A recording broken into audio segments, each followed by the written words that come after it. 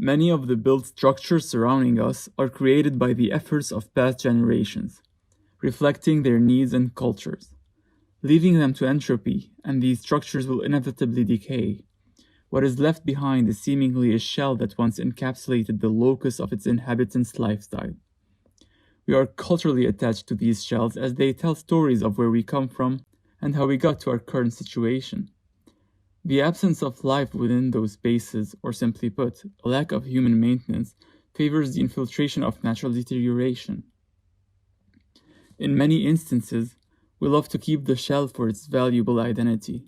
Even when every component that once constituted its initial form is threatened to be dismantled, we somehow find ways to either replace or repair them, keeping the shell present as a visual reminder of identity. This reminds me of the ship of Theseus. As far as the story goes, Theseus traveled through his various adventures in a ship.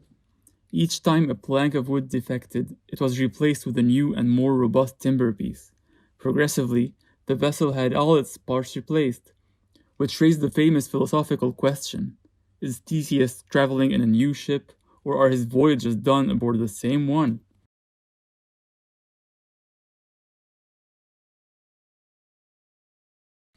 In metaphysics of identity, the ship of Theseus is a thought experiment that raises the question whether an object that has had all of its components replaced remains fundamentally the same object. For the remainder of the film, I am considering that the ship does in fact change. Going back to my initial interest, which is the increasing abundance of ruins that are present visually in our daily landscape, it has me raising many questions, such as: what are the spatial implications behind them? What does it mean to keep the perimeter of a building? Is the remaining outline of a building enough to keep its essence? In attempting to find answers, I resorted as a starting point to drawing some cases of building preservation, more specifically, facadism in my environment. This brings me to a key component of the research: architectural prosthetics. They are the tools at our disposal that maintain the temporary equilibrium of the form. In some cases, the isolated view of the scaffolding conveys the impression of prosthetics as the ones used on man to either support or augment the human body. In other cases, reflecting ingenious solutions to keep the structure upright, it creates an odd inhabitable space for the period in which it's being worked on. Part 2: Assembling Fragilities. The following is a set of small-sized models made of concrete, metal, and wood. The method is improvisational. It means that the concrete shapes are arbitrary architectural objects created to be manipulated. The steps taken are not planned. The process reflects on the state of ruins and the steps we take to preserve them. What is different in the model's case is that the concrete objects are doomed with the fate of being created as ruins. They are to be controlled by augmentation tools and prosthetics.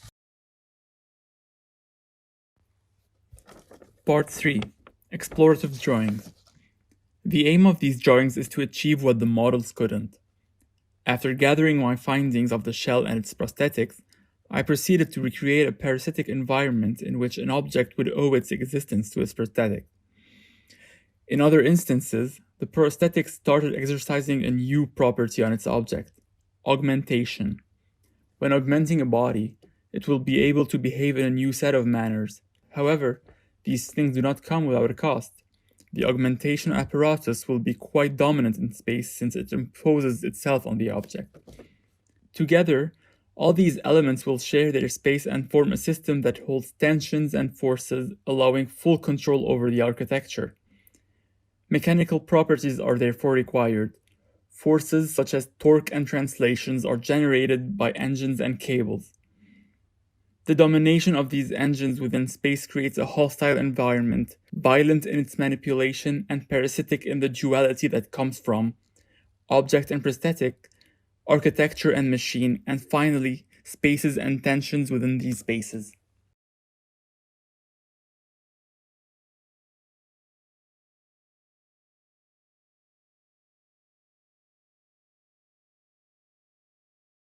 So far, the research provided a sufficient amount of know-how and techniques in drawing my own controlled ruin.